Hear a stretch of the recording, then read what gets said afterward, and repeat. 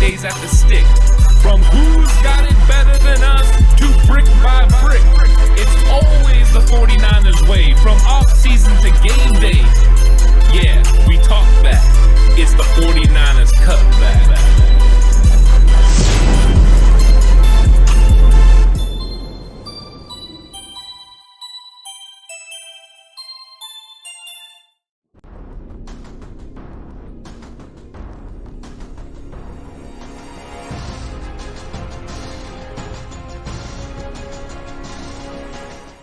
It's 49ers Cutback Podcast time, and the 49ers and Kansas City Chiefs game is officially over.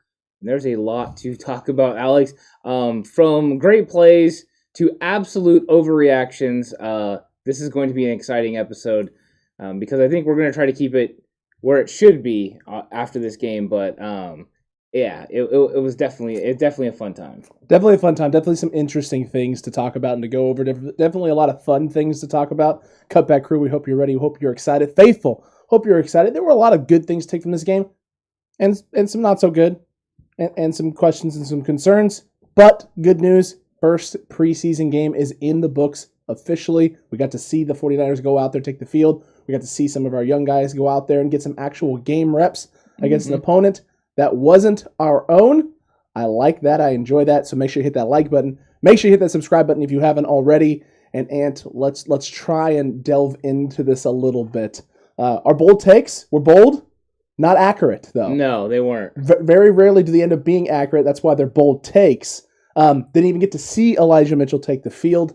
The D-line group had its moments, but overall for most of the game, I felt like they didn't get a whole lot of pressure. Well, I think we have to start out with the fact that basically everyone was sitting, right? I mean, everyone was sitting. They sat 22 players today.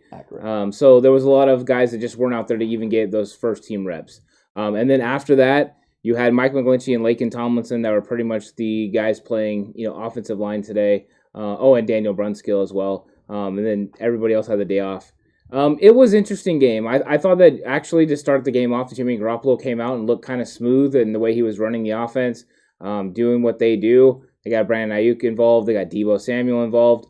It's unfortunate we got the offensive pass interference against Charlie Warner because I believe, ultimately that drive could have continued. It wouldn't have stalled out right there and at least produced some points. But I thought overall they looked good and they came out and played pretty clean. There are things definitely that still need to be cleaned up, but I didn't think that anything needed to be cleaned up by the quarterback, Jimmy Garoppolo, or those first group of receivers. I thought it was all guys that were backups that needed to do some cleaning up. So overall, it started out pretty good. It started out great. I liked the things that we did in that opening drive. The unfortunate thing was, like you talked about and like you had said, that PI from Mr. Warner. Don't like to see that. You don't want that. But it is what it is. Other than that first drive looked pretty solid. Everyone was was clicking very, very well, and the team was moving the ball really, really well as well. Saw some good things out of the defense too. That, I guess, first team defense. Definitely wasn't a first team defense. Not even close. But that first group that went out there on that first drive didn't look too terrible. There were some positives there. And there were two possible starters. Correct. Tavon Wilson and Dre Greenlaw. That's it. That's the extent. Everyone else was not a starter. And they got a 3 and out. They got 3 and out, which you want to see. Yeah. That was good. So I liked that. I liked what I saw out of that, right? And then you get the first drive with Trey coming into the game, and you get that first little bit of action there. Again, some positives, some negatives. Again, everyone's going to take the 80-yard touchdown and blow it to the moon with it. It was a great throw. It was a great catch. It was a wonderful route by Trent Sherfield. Trent Sherfield continues to build on the incredible camp performances that he put together during the first 13 days of training camp leading into this first preseason game.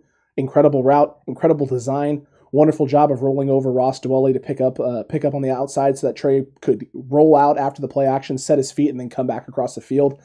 It's actually a play that we saw them work on day 13 during the half-speed walkthroughs at the end when they were going against the scout defense. That was one of the plays. It was the play that drew the big oohs and ahs from the crowd. It did. It was a big throw, again, to Trent Sherfield. This was something that they had practiced and were looking for, an opportunity to strike. Trey went out there and executed. Kyle called the play at the right time and got the right situation, and we got a big touchdown out of it, and you like to see that. Yeah, 100%. This is what we talked about with Trey. When it comes to deep ball, there is no question that he's the best deep ball thrower on the entire team. I mean, it's not even close. The guy just does it very good. and he had plenty of time. They moved the pocket on a play action. He gave a good fake, and he got out there and he let the ball fly, and it was a nice throw, and that's what you want to see. I thought as the game progressed, yes, he did have some bad drops. There were guys who dropped the ball when they should have caught it, and it really did hurt. Richie James, again, dropping the football, which was something we saw all through camp. And then there were times that Trey was inconsistent, especially in the middle of the field where he lets the ball sail and sometimes puts his receivers in precarious situations. Those are all things he's working to clean up, especially the one play that was real clear that he maybe didn't see a corner that had drifted off. We were watching the game together, so I said he needed to throw that underneath right away. You saw it too. We were on the same page with that. Those are the kind of mistakes you want to happen in training camp and in preseason so these guys can fix it and then really move on. So this was kind of what we expected.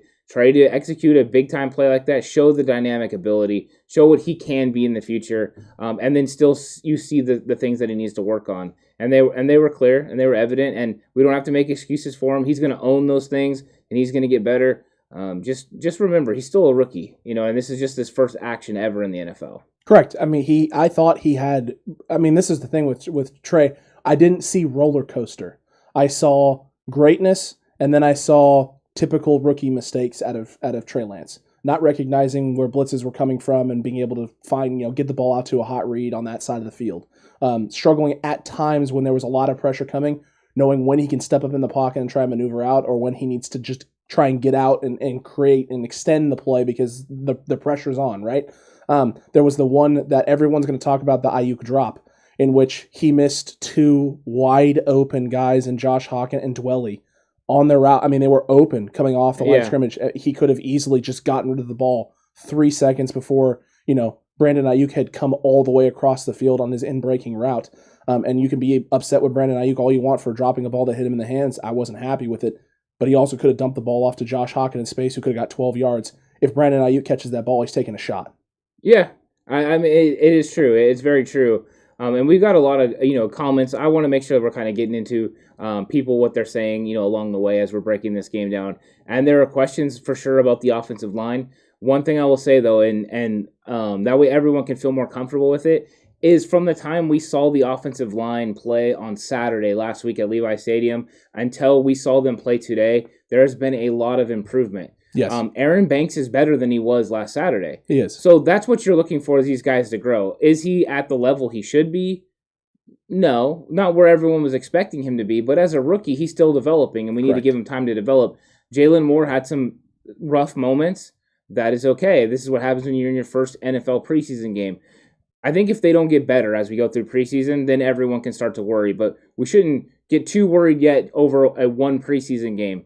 There are areas and things that need to be cleaned up 100%, but it was nice to get that on film because now everyone's going 100%, everyone's working hard. I thought even the defensive line struggled a little bit early on in this game. Later on, they got it going. But when you don't start when you have 6 guys that would normally be your first 6 guys on the defensive line, it's going to be a different kind of ball game in that front 7 area. No Fred, none of that either. So you just kind of have to take what you were looking. The good news is we got our backup guys getting good reps against a first-team offensive line, so you can really evaluate them, and they can get better off of that. Gabriel, there was some drop balls. I can remember Correct. 3 for Trey Lance that were clear drops, which you don't want to see. Fortunately for Trey Lance, some of those guys may not be guys that are out there on the field dropping those balls. Richie James had a drop. Richie James has been up and down, and he's the guy that we've been talking about who needs to kind of show something, and he didn't do that today. He continued his downward trend that he's been having since training camp started. But Lance had his moments. Yeah, you're not wrong. Lance did do well. He had his moments where he was strong. He had his moments where he made some mistakes, but you expect those type of things out of a rookie. Deommodore Lenoir had some good moments today, and he had some bad moments today, some things that I didn't like, especially going against the first team. I don't think that he had as strong as a performance as some people are saying that he had against the first team group. There were a couple times where he got toasted pretty bad, including on the route that ended up being an interception from him. He got beat. And luckily for him, the ball got put behind the receiver. It hit off his shoulder pads, and then Deommodore Lenoir was able to make a play. Those types of things you like to see, right? When something doesn't go your way, you keep fighting, you keep trying to put yourself in the right position, and if something comes your way, you try and take advantage of it. I liked that out of Deommodore Lenoir, and I liked what I saw out of Talanoa Hufanga, especially in the tackling department.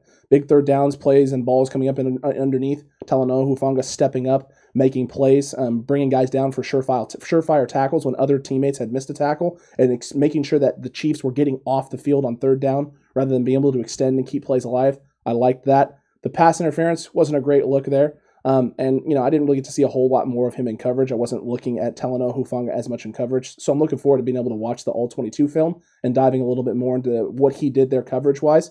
But I liked the things that I saw from Talanoa Hufanga and the things that we expected him to do well today. I felt like he did pretty well. So you don't like the pass interference, and I love it. I don't dislike it. I like the aggressiveness. Well, I love it. He's right there. He's making contact as soon as he thinks the ball's going to get there. Correct. He's just there a little bit early. I'd rather him get there a little bit early than a little bit late right now. Or miss it completely. Yeah, so, to me, Talanoa Hufanga was probably, besides Trey Lance, the best rookie, as far as what you could see, because he was filling spots, he was making tackles, he looked good operating, in and around the box and on the deep third, which has always been a question whether he could operate in that area. I think you saw the speed difference, when Tyreek Hill got around the outside on him and he realized it, but no one's catching Tyreek Hill, so.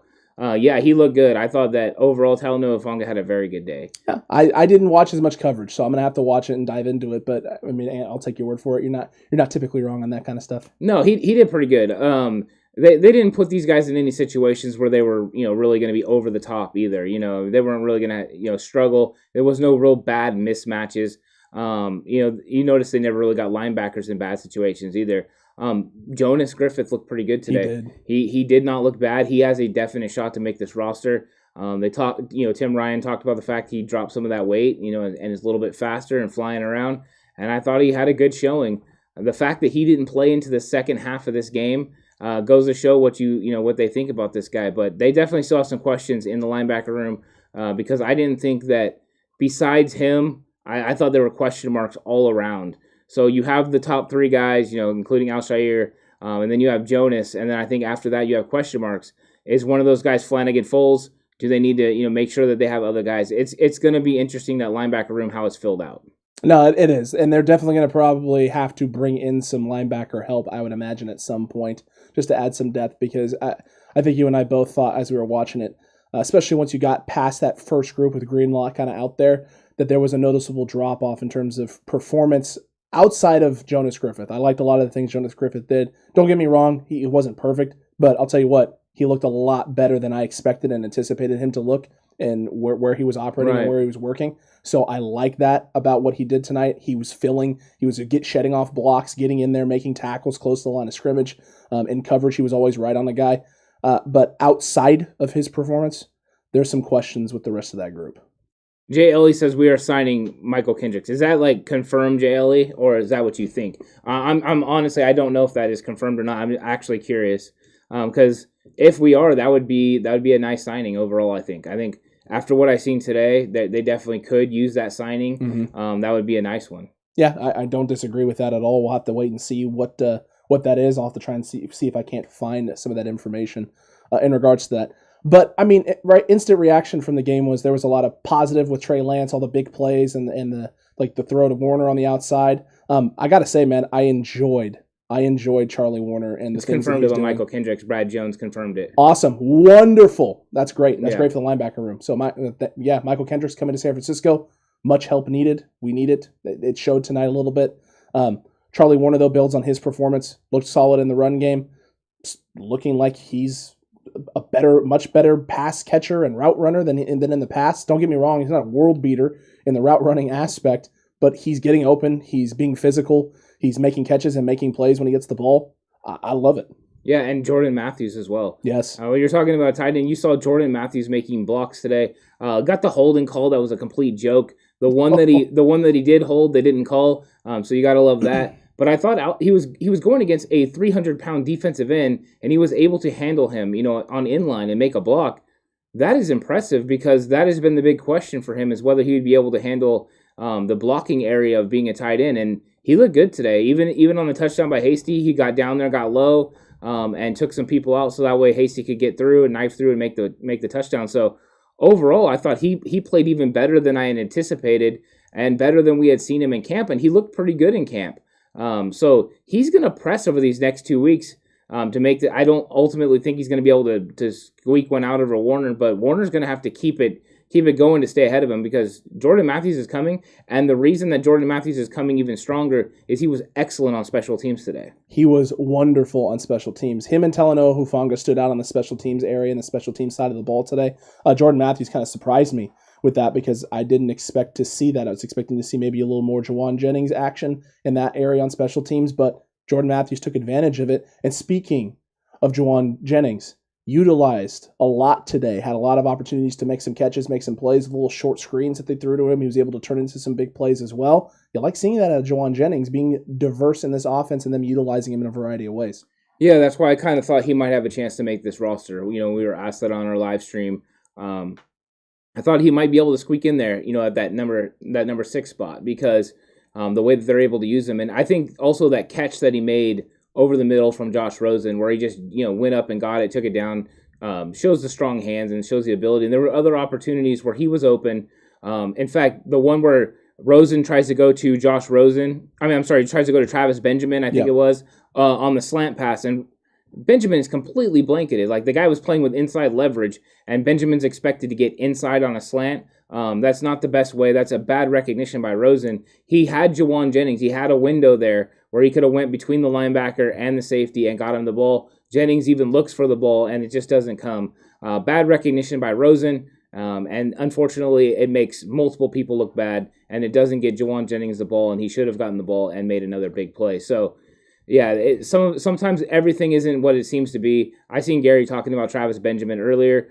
Did Travis Benjamin look great today? No, but when he looked good all through practice, and they used him in different ways. And I'm not giving up on him completely, even though I did not have him making my final 6. Yesterday when we talked about this, I still think he's got a shot to make this roster, because that speed is something that's going to be impressive. And I am curious how he responds about going against the Chargers. He's going to have, a real reason to get out there and play. I don't think by any means this receiver room is decided. No. Especially because we still haven't seen Jalen Hurd out there. And I think we're going to get to see him and Mosanu in some of these preseason games. They're probably the next 2 games. So it's going to be fun when we get those guys out there and we see what this receiving core could actually look like with, the quarterbacks hopefully being able to get them the ball. Agreed. Look, at this point in time, right, in my head, in the wide receiver room, 3 guys have set themselves up. Well, 2 guys are solidified, we know about. And a 3rd guy in my head has solidified himself at this point in time to being fairly safe. And that's obviously Debo, Ayuk, and Sherfield. Those 3 I'm fairly comfortable with as safe guys right now, who are for sure in my head making this roster at the wide receiver spot. I want to see Mohamed Sanu. I know that he's, as most people have put him in that wide receiver 3 mold as the lead candidate. But I haven't got to see it in a game, and I've seen it in practice to an extent, and I've liked what I've seen in practice, but I want to see him do it against an opposing team, not so much our team. And then there's still a lot of questions, right? Nasimba Webster had some great returns today and was utilized well in that Kyle Shanahan role, right? They got him on a little reverse. He made a big play. He had the return that was a big play. So he kind of elevated himself from where he was on the roster. And this was a guy who we had talked about when they signed this guy from the Rams, that essentially, this could be his role, right? Is that he could be the return guy, because that's what he did in LA, and he had a lot of good return yards. He was averaging over 25 plus on the returns, especially in the kickoff game. We felt that if he could carve out that role and add something to the offense, he could sneak his way in. We saw glimpses of it tonight. We saw flashes of it. He definitely moved himself up the list from the bottom of that roster and the bottom of that wide receiver room up into competing range, and is definitely going to get some more snaps going forward. But by no means is this receiving core, the final 6, set in any way. He out Richie James. Yeah. Because he didn't drop the ball, he made plays, and then when he had his opportunity in the kick return game, he took advantage of it. And you can't say more than that.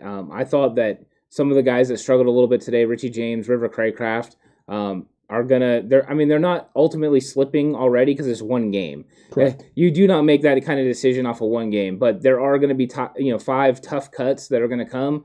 I think that there are players that can be cut and not hurt you too much. There's some of these guys that are real depth pieces, guys that are kind of new to this roster that are going to get cut easy. I don't think we're going to see any deep cuts. Don't expect Richie James or any of those guys to get cut right now. For sure not until after the Chargers game. That's where you might see a couple of names that kind of perk everyone's interest when they get moved, but that's not right now. Everyone's going to get an opportunity to have a bounce back game and also to have bounce back practices. Kyle Shanahan talked about the fact that when they're doing these practices with the Chargers, that's actually a better time to evaluate the players than it is during the Chargers game itself. So that there's going to be a lot that goes into that, and they're going to want to keep as many of these guys around as they can so they can take a look at them, see how they operate against the Chargers.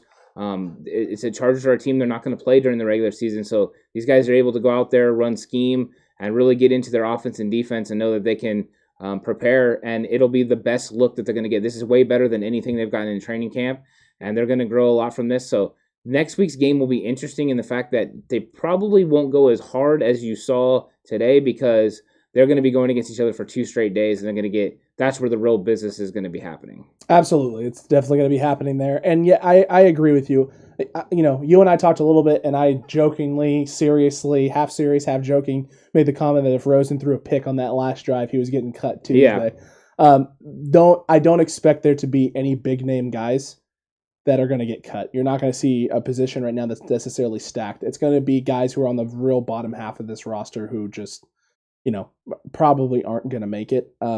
Names, I don't know. I really don't know. I imagine it's going to be a few guys potentially. Probably one guy from the O-line, one guy from the D-line. And then you may get a corner who's on the back end that they're just going to part way. Yeah, Myers they just showed up. He might be gone. I mean, in theory too. I don't know. I would say Myers. I'd say those 3 right now I'm probably the most comfortable with. Those 3 positions are the ones I'm most comfortable with, and then it's really just going to depend. Kyle Shanahan, I don't think is going to make a move to get rid of one of the quarterbacks just yet. You're obviously not going to part with Sudfeld. He didn't get in tonight and get a snap at all. Caleb's really sad. No one acknowledged him. I get it. I know it was frustrating for us as well. And I don't think Josh Rosen did anything tonight to make him like he needs to be cut. But he definitely showed why Josh Rosen is Josh Rosen. Yeah, and Gerald brought up Hope Watkins gets some reps next game. We were there at practice on Thursday. He's dealing with a toe problem. It was very evident early on in practice. He was limping around. He was grabbing at his foot. And he was gutting it out, but he's definitely not 100%. That could be the reason he wasn't out there getting reps today because he's been getting a lot of reps in training camp and practice. So hopefully he'll be healthy and able to compete. If not, he's going to end up, on the IR or something because he definitely didn't look good, running around. He had good days of practice. Mm-hmm. I mean, he really did. So that's why you didn't see him out there. Accurate. But, I mean, there was a lot of good stories for today. I mean, there was guys who looked good. There was guys that played well. And there was guys that struggled. And I think that's kind of par for the course when he's coming to preseason football. What I liked is that it seemed like everyone kind of stuck around for the end. And everyone was still breaking down what was going on. And that's awesome to see everyone getting so much into the depth of the 49ers football. So that's exciting to see. But a lot of the players that played in that third and fourth quarter are not going to be on this roster this year. So we shouldn't get too far into overreacting to some of their performances because there's no reason to kind of take shots at some of these guys. They're not going to be on the team. I think the only shot that would be reasonable to take at this point is Vanderdose's undershirt game, which needs to improve drastically. Vanderdose's undershirt game is terrible. It's not good. It's not even the same color red. Does not know about undershirt game. I mean, does not. That's the only thing that I'm willing to kind of rag on with that last group on. And then, I think you and I both thought it was a little underwhelming performance from Ambry Thomas tonight. I wanted to see a little bit more out of him, especially with some of the good stuff, the good days in camp that he had started to string together in the middle section of training camp. I was hoping to see more. I didn't see as much. He struggled at times tonight. He was a little soft in coverage at times tonight, really letting guys come up underneath and make catches on him. It wasn't great to see, but it's also the first preseason game. I don't want to overreact to it. We can't sit here and pretend like this Chiefs wide receiver room hasn't been very good in the past, and they continue to be good. They're pretty deep as well. When you're going up against that second group, you got guys like Pringle out there. That he's quick. They got a lot of fast guys out there in space. To me, he's been pretty consistent in camp. This is kind of how he's played. Yeah. It hasn't been that great. He's definitely been playing from behind and learning. He's Deommodore Lenoir has passed him. Deommodore Lenoir is ahead of him at this point. Absolutely. And Ambry Thomas has kind of struggled. I don't think it's really been. I guess it really hasn't been like a secret. I mean, I think besides Grant Cohn saying that Ambry Thomas was going to start after 3 good days of practice, that he needed to start over Emmanuel Mosley. Besides that, I think everyone that was actually there watching understood Ambry Thomas was definitely not ready for that. So today's performance wasn't too shocking. I think we were hoping he was going to take a step forward, hoping you get him out there on that big stage against another team and he rises to the occasion. That did not happen. So he's definitely got some development to do. They've got to put it together, but he still has the measurables. He still has the talent. He's just got to put it together.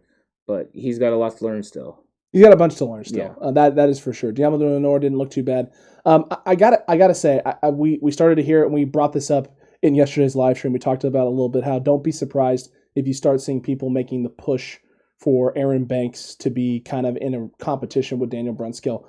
I know Daniel Brunskill had the one pass pro where he got absolutely bullied by Jones and put flat on his back. And you know what? You and I both kind of thought, and Tim Ryan had pointed this out on the broadcast, that if Hockett doesn't kind of get up underneath his legs, he probably... It's Trey Sermon. Doesn't get put underneath his legs, that Brunskill ends up staying on his feet. That wasn't a great look, but Aaron Banks had some struggles tonight. Jalen Moore, I thought, actually looked really, really good for most of his sets. He did have some moments in pass pro where he struggled, but for the most part, I thought he operated very well at that left tackle spot, especially when he was with the first team. Well, think about how critical we're being of Daniel Brunskill for getting beat by somebody like Jones. He's pretty good. I mean, he's an all-pro. He's top 5 in the league. Yeah, it's right? like no one bats an eye when you get beat by Aaron Donald. You shouldn't bat an eye when you get beat by this guy. He's just really good. He's going to get you sometimes. Yeah, these offensive linemen can't play clean the whole time. I thought that was the reason we were getting somebody like Trey Lance that could move outside the pocket and extend plays and make things happen. Daniel Brunskill did fine. I thought he looked great. He's out there. Also, people need to take into account, once again, he's not playing with his, a Pro Bowl caliber center like he was. That was Jake Brendel. Okay, that's not Alex Mack.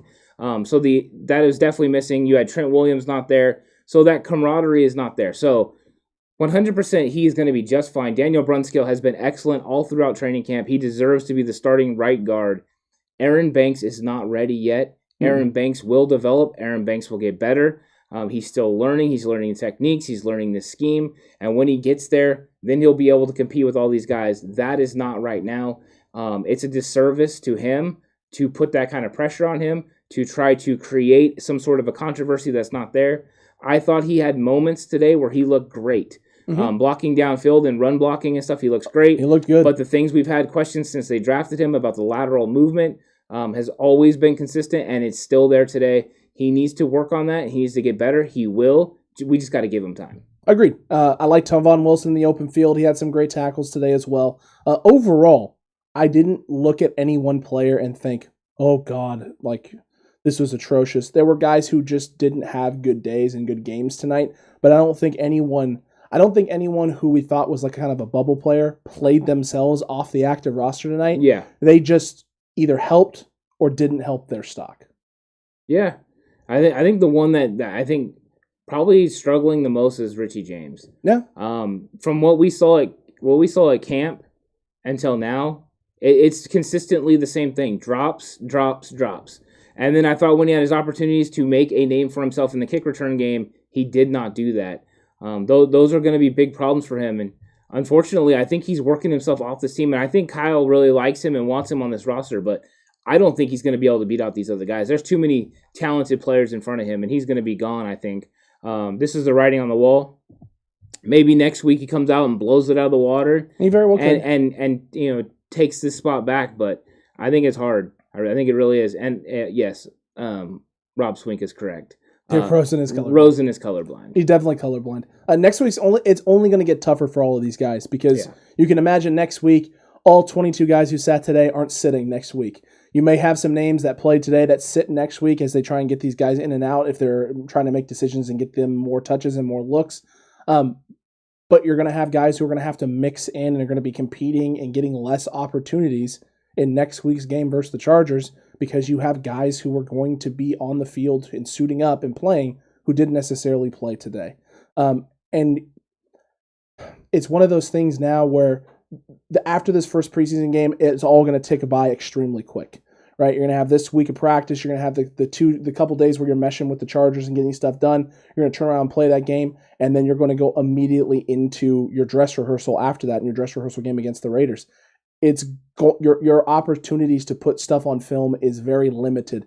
Next week is for any of these guys that are on the bubble or close to making the 53-man roster, Next week is going to be your last opportunity to have a lot of game opportunity and game film to put it on film because the starters are going to take about half those reps in that last game. Yeah, and big cuts are coming. You know what I mean? You're going to have the small cuts right now, and then you're going to have big cuts coming down. So a lot of guys are running out of time to make their play and make their points. I think that it's going to be more pivotal for the Chargers practices than it will be that game. Correct.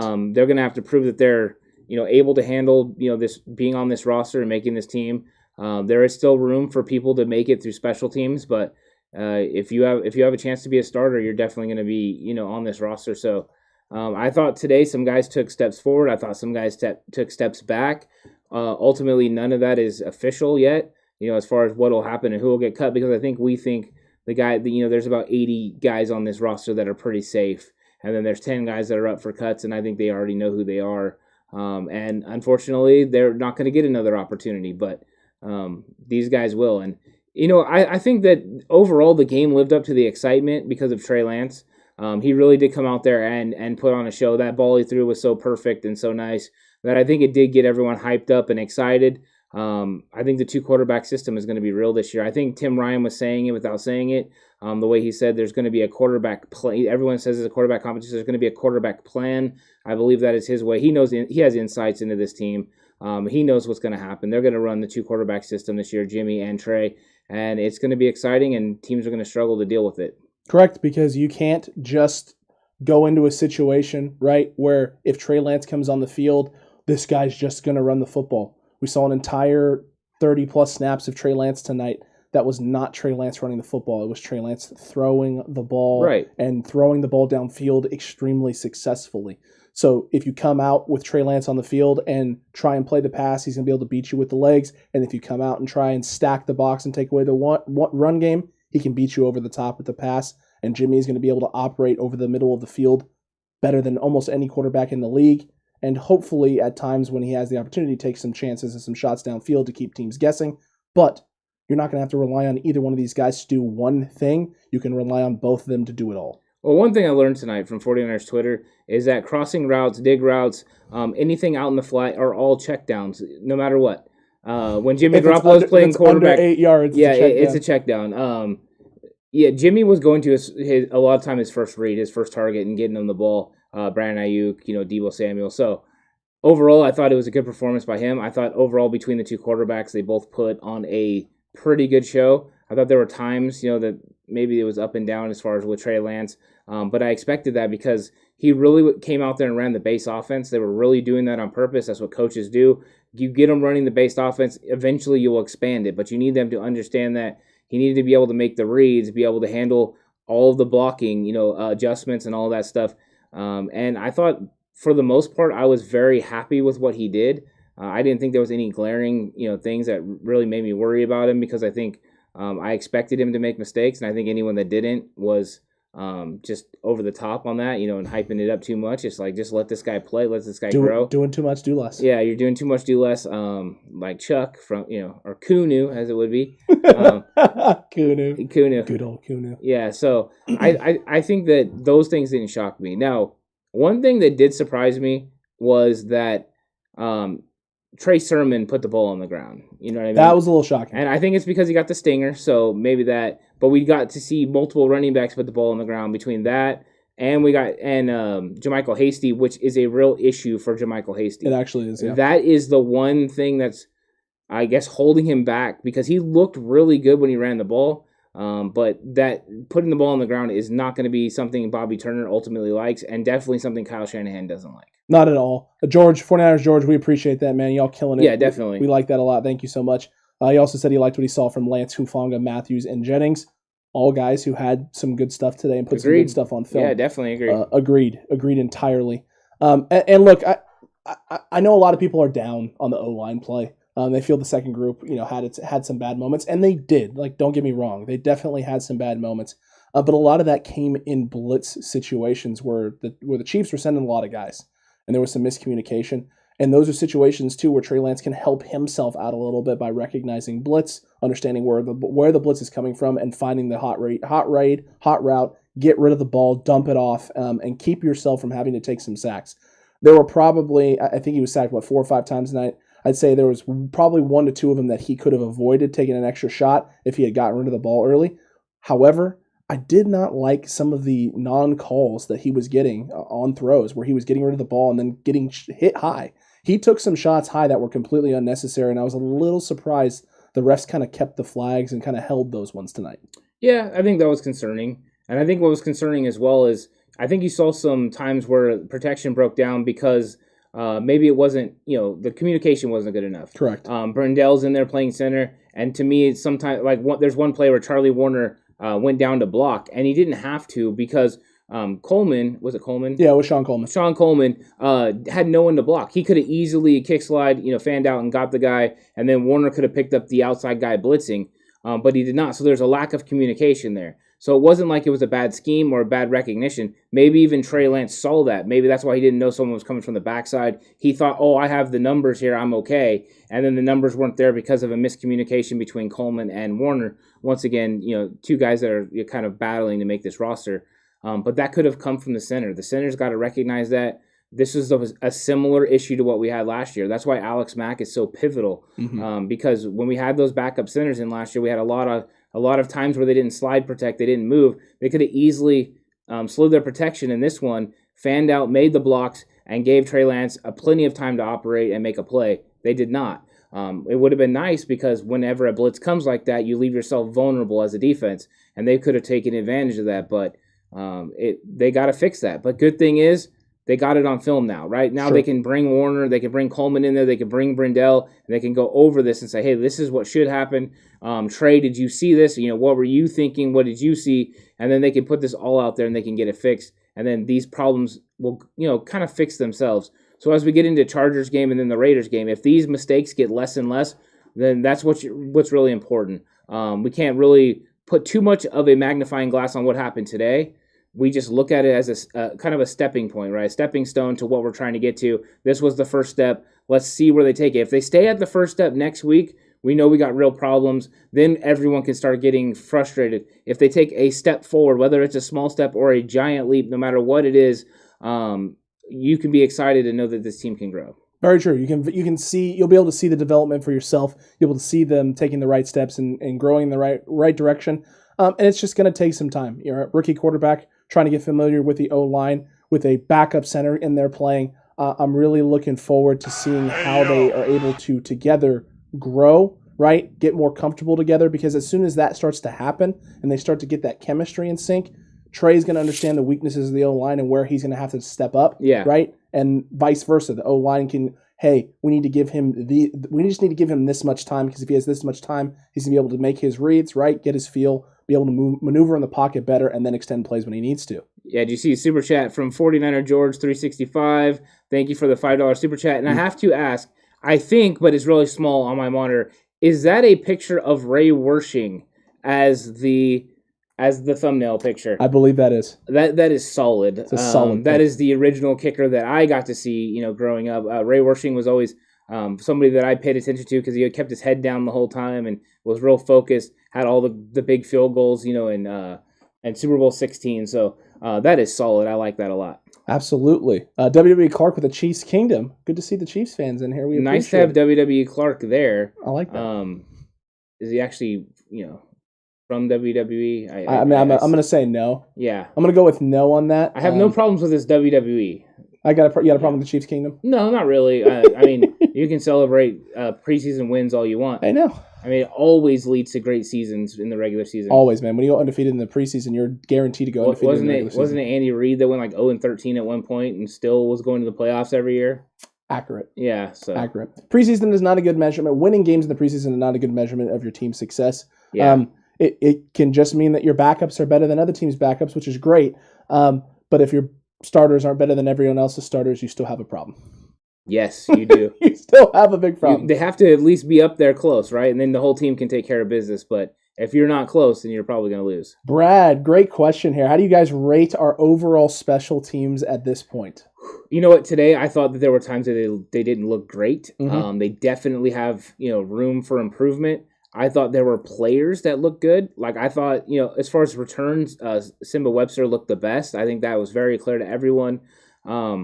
And then I thought that Talanoa Hufanga stood out and Jordan Matthews stood out as guys that were making plays on the kickoff team, getting down. And Talanoa Hufanga, pretty much anytime he's on special teams, he does look like that guy. Yeah. But I thought those guys were shining, but I thought overall our kick coverage wasn't that great. No, and it needs some improvement. I was definitely concerned about the kick coverage. Kick coverage was not as cleaned up as you would like. There were a lot of times and a lot of opportunities where there was a lot of space. And then even when there wasn't a lot of space, there were a lot of running lanes. It felt like guys were getting out of position or getting pushed out of their lane and their angles that they were supposed to be attacking. And so there's definitely some things in that aspect, in that third of the game, that can be cleaned up. But, I mean, that's special teams, right? Especially if you have a lot of talented guys, you're rotating in a lot of guys in special teams units trying to figure out who the pieces are going to be. I think it'll be a lot more cleaned up next week. And I think we got to see some of the guys who are standing out and maybe making it really hard, right, for this coaching staff to have to cut one of these guys in another position group, because Jordan Matthews stood out tonight. Maybe you're Kyle Shanahan going, shoot, do I have to keep 4 tight ends now if I like what Charlie Warner's been doing offensively and keep Jordan Matthews around? Because, one, I can use him in the passing game. He can continue to improve and get better. And number 2, he's performing on special teams.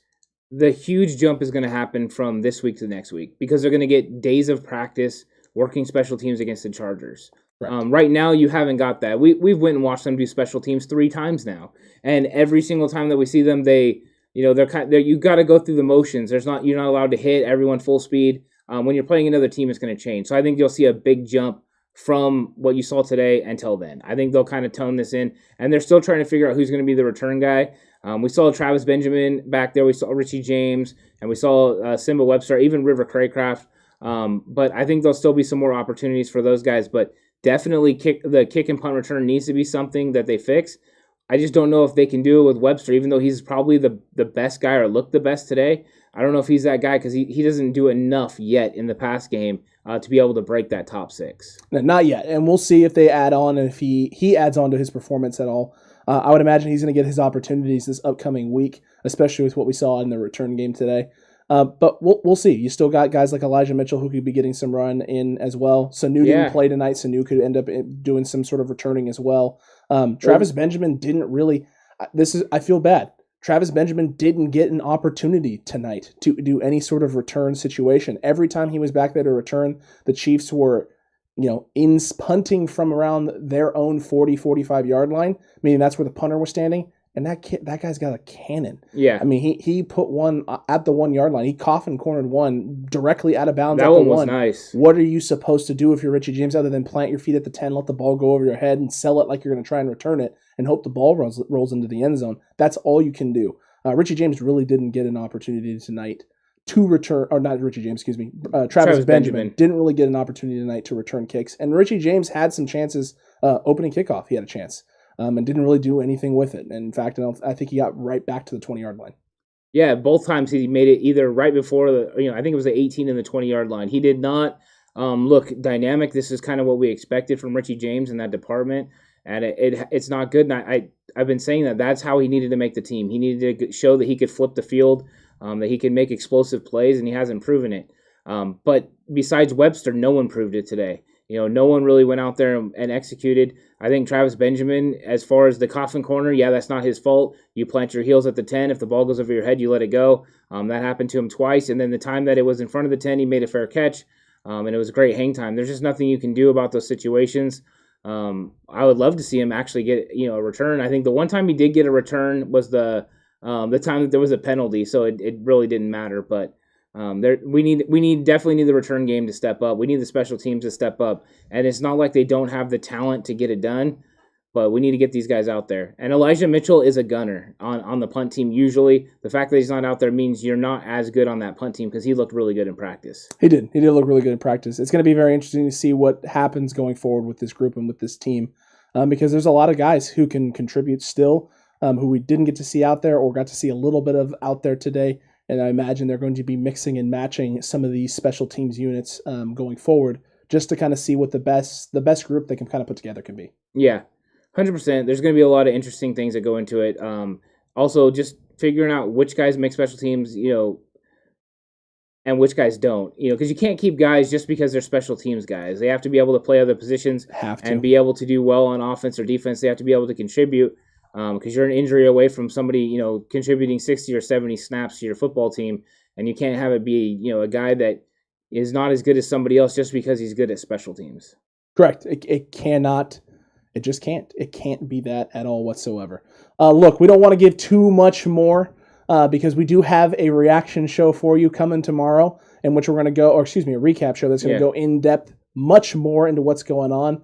So if you got any questions right now about any performances right that, leave them right now. Let's get some nice Q&A in the chat. We'll give a couple questions, probably about 5 to 10 questions that we can answer about maybe a player that you saw tonight, some concerns that you may have, anything like that. If you're not subscribed or a member of the Cutback crew, make sure you hit that subscribe button and that notification bell. Like the video, share it with the faithful, all of that fun stuff. Why was Mitchell not playing from David Campbell? I have not heard anything of exactly why he's not playing. So I don't know. I just know he was an inactive. Correct. He was definitely an inactive. Not sure at all whatsoever.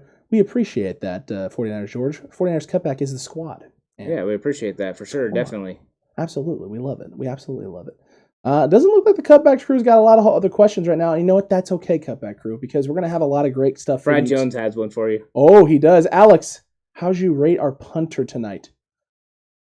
Good and bad. Here's the thing. I did see some good from Wisniewski tonight. I did see a couple of kicks in which he got some distance on it, and almost in my vision of a punter flipping the field, almost flipped the field. I just felt bad for him because the 2 times where he did get really nice kicks off tonight, where coverage was not where it was supposed to be. There was no one else down there, and they were able to get some nice returns going, so I didn't like that at all. No, JLE Pastaman got 0 snaps.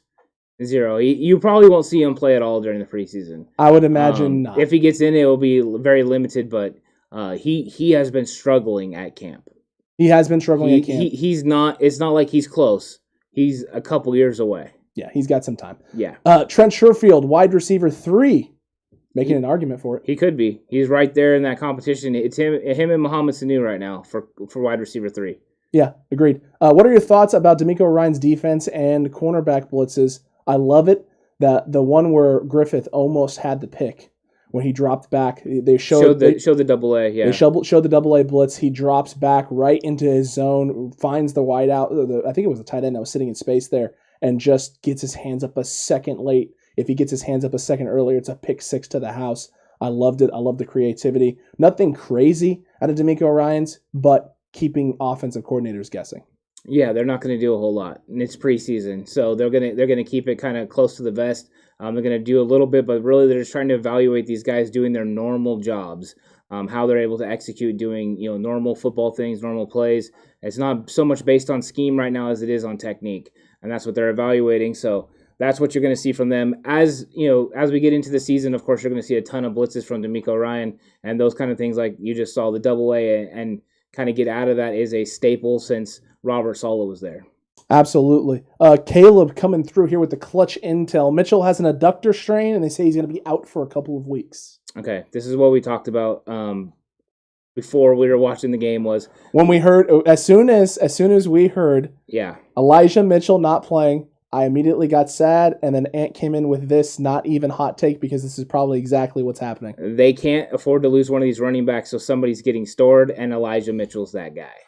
This is the same thing they did with JaMychal Hasty, not with JaMychal Hasty. The same thing they did with Juwan Jennings, right, last year with the back stuff that was going on with him, and they stored him on the practice squad. Yeah, they do this a lot. They'll store him on the practice squad. We'll see if what they do with Mitchell overall if he's able to come back. But a couple weeks is right there at the end of preseason, so it might be a way for them to be able to keep him on this roster, not have to cut him, not have to cut Hasty, or Gallman.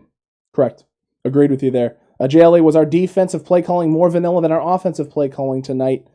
I wouldn't say either one was more vanilla than the other. No, I think they were both really vanilla. I mean, they really were. Kyle didn't pull anything out. He ran a couple play actions, but really this is just install 101. This is the stuff you do in OTAs. He didn't go crazy on anything. And we saw a lot more creativity at camp. We saw a lot more creativity on Saturday. We went to the live practice. So, he definitely kept it, low key and kept it, easy going. He didn't put nothing on film, but allowed these guys to go out there and compete.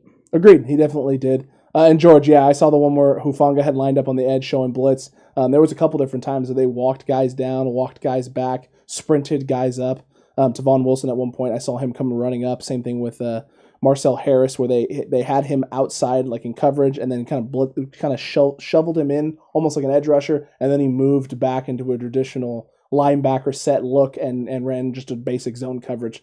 They're doing a lot of different movements and kind of moving guys around tonight, but it wasn't anything like crazy in terms of showing things or disguising heavy. Really just trying to get them into the base and make sure they're executing against base sets. Yeah, that's all they're trying to do. This is all evaluation. This is all seeing how they can handle doing the basics. And then eventually they'll get into the scheme stuff. But they'll start game planning for Detroit here pretty soon. So once they start game planning for Detroit, then they'll be working on that on the side, and then they'll just keep executing these type of things in the game. You have dress rehearsal against the Raiders, so that'll be fun. That's when we'll finally get to see our first team units all the way out there. Nick Bosa probably out there, so that'll be fun. But we got to get through Chargers, and then we can get to the Raiders when that dress rehearsal happens, and ultimately we get to the Detroit Lions. And I'm sorry, Pinay Soul, because if you had problems in the preseason this week against Russo, you're gonna have a lot of problems against D Ford, Samson Ebukam, Nick Bosa, and Eric Armstead. Yeah, tons of problems indeed. Look. We had a lot of fun. A nice little recap here. We're able to give you a nice instant reaction to the game, let you know some of the things that concerned us just based off of, the initial everything that happened, right? And then just talking about some of the things that we liked.